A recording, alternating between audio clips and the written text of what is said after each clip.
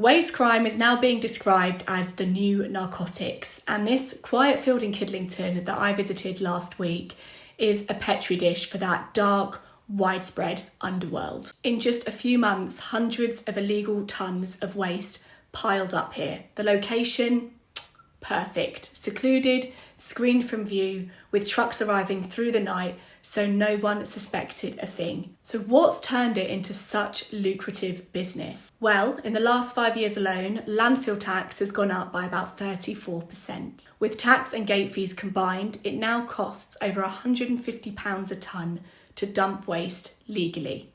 It was meant to drive recycling, but in reality, it's made legal disposal costly. So right now, the system makes it easier and far more profitable to break the law than to follow it. Dumping one lorry, about 20 tonnes of waste, at a landfill costs around £3,000. Here in Kidlington, there's roughly 500 tonnes. That's at least £75,000 in landfill fees avoided in just one field. But this isn't an isolated case. 1 in 3 waste crimes is now linked to organised criminal gangs, costing us, the taxpayer, around £1 billion every year. The Environment Agency has an annual budget of just £15.6 million to tackle this, and that includes a recent 50% uplift. That is tiny compared to the scale of the problem, and with resources that small, they cannot stretch across everything, which is a huge advantage for criminals. And while the penalties in place for illegal dumping sound quite robust, so unlimited fines and up to 5 years in prison,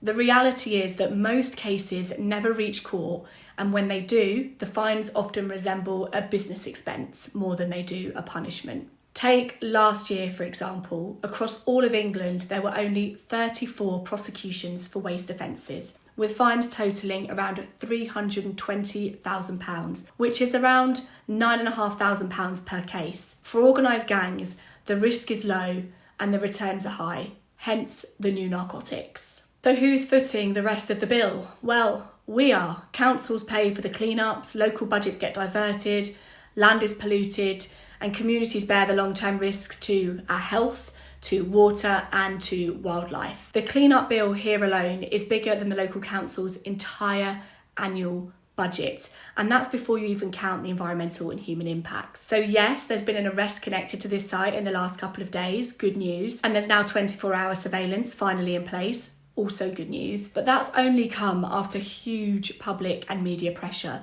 and long after the damage has been done. At the moment, the law, the funding and the penalties need to line up so that polluters, not the public, pay the real price. Otherwise, the business model will continue to quietly turn more land into crime scenes like this one.